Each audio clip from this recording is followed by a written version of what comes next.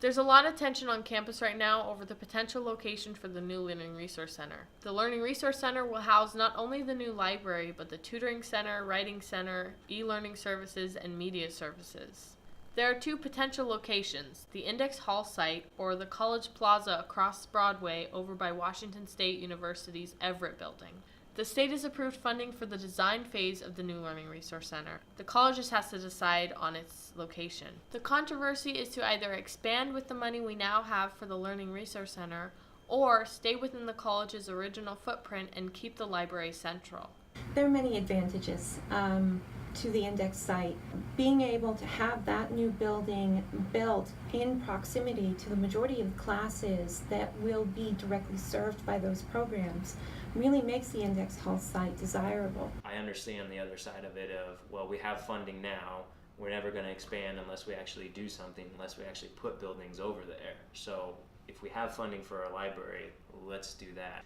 And yeah, when is there going to be more funding for more buildings? That might take a while. That might be 20 years before some more funding comes for additional buildings. And so I think if the resource center sits out there for 15 to 20 years, that's a long time to have those two buildings sort of isolated. Something that's a lot closer and just right there is, I just think easier in the long run. I feel like a lot of students would use that as opposed to taking a 12-minute walk or longer depending on traffic. You might just think, okay, well, I can't really make it down there and back before my next class, or if I do, I'm going to spend 15 minutes, whatever the time frame is, 15 there, 15 back, that's a half hour. God forbid we spend 15 minutes walking, right? But it's not convenient. With Everett Community College, we have on top of our tuition the S&A fees. That money is here to serve the students and for their success because they're paying for it. And so with our fees that go to our resources like the tutoring center,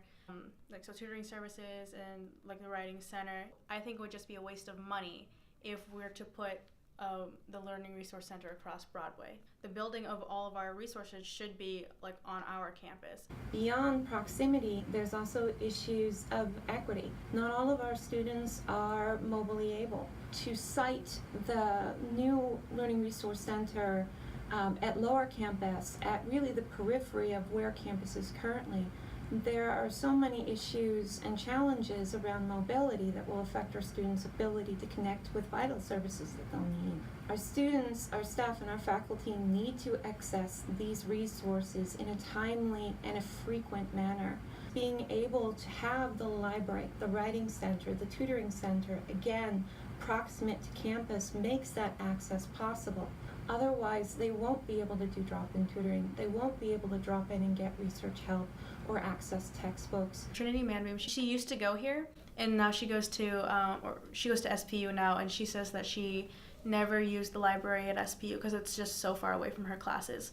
I don't think I would use a library at all if it was across the street. Most of my classes are here by like Baker or Grey Wolf, and so to go all the way down there and to come back to these classes would just be too much a hassle for me. It's just a big hassle to run back and forth. There's a lot of things that would need to be fixed because of it, like class time, passing period, building a pedestrian bridge, and just the traffic that's going to cause so much congestion. The Campus Master Plan Committee has been very active over the past 3 years that I've been aware of this issue. I don't think that we can rely on just a committee to make a decision that's going to impact our community for decades to come. This decision needs to take into account the student voice. And I feel like they aren't listening to the students who are clearly saying that they don't want it there. We cannot ask our students to come to us.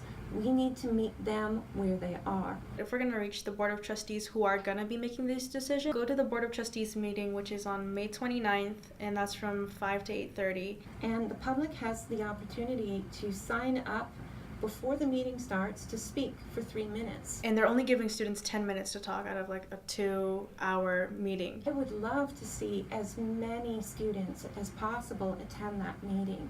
Go early. Make sure that you can sign up well in advance so that you don't miss that opportunity to speak. Also participate in the online surveys. They want to see what we have to say. Let the Board of Trustees see you. Let the Board of Trustees hear you. Make your voices known.